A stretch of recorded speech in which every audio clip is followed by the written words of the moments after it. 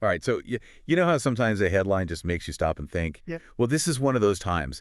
The idea of the U.S. offering refugee status to white South Africans, specifically Afrikaners under President Right. Trump, it's definitely one of those things that catches your attention. Yeah, it's certainly something that kind of makes you do a double take. And then when you factor in the number of people who were told expressed interest, well, it just gets even more interesting. And it really highlights the kind of intersection of history and U.S. domestic policy around immigration. We're Hmm. talking about a very specific time period. Right, exactly. So we're diving into this based on some reporting from the Associated Press, specifically on a statement from the U.S. Embassy in South Africa. And this statement referred to a list that had been given to them by the South African Chamber of Commerce in the U.S. Okay. And our aim here is pretty simple. We want to try to understand, what was the basis for this plan? How widespread was this interest?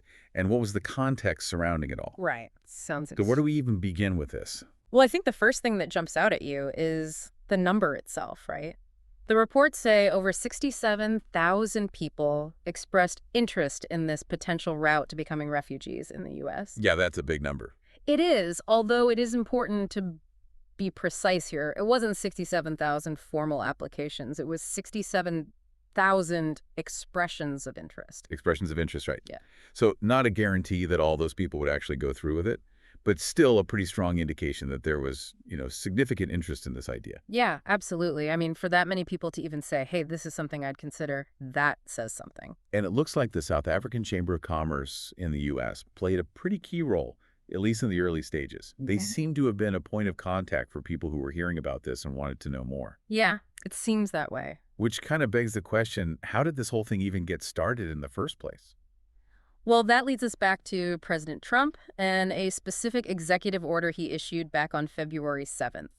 And this wasn't just about offering refugee status.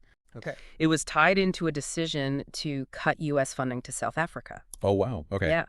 And the justification given in the executive order cited government actions fueling disproportionate violence against racially disfavored landowners. Interesting. And this is where the focus on Afrikaners specifically comes in, right? Right. For anyone who might not be familiar with the term, Afrikaners are a white minority group in South Africa, largely descended from Dutch and French colonial settlers going back to the 17th century. Oh, wow. So long history there. Yeah, a long history.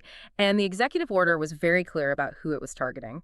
It directed the Secretary of State and the Secretary of Homeland Security to prioritize humanitarian relief and resettlement in the U.S. refugee program for Afrikaner victims of what it called unjust racial discrimination. So very specific instructions.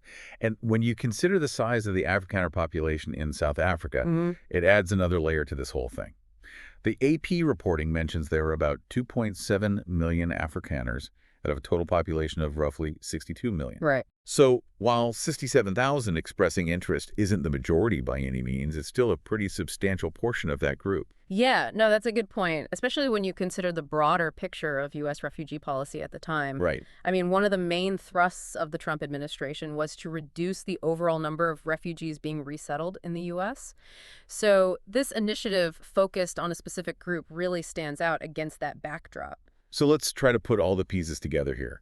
We have a significant number of white South Africans, over 67,000, expressing interest in a U.S. refugee program specifically designed for Afrikaners.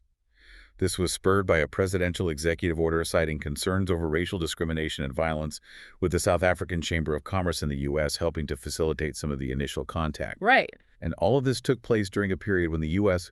was generally scaling back its intake of refugees. Absolutely, yeah, you've summarized it well. And it really gets you thinking about the broader implications. When you consider the complexities of minority rights and the historical context in different parts of the world, it raises a question. What happens when you create refugee policies that are so narrowly targeted like this? What does that mean? Yeah. And it also makes you wonder about the role of outside powers in addressing complex social issues within sovereign nations. What's the appropriate level of involvement? Those are some pretty big questions to ponder. Definitely some food for thought. All right, well, that wraps up our deep dive into this fascinating topic for today. Absolutely. Thanks for having me. It was great to dig into this. Thanks for joining us.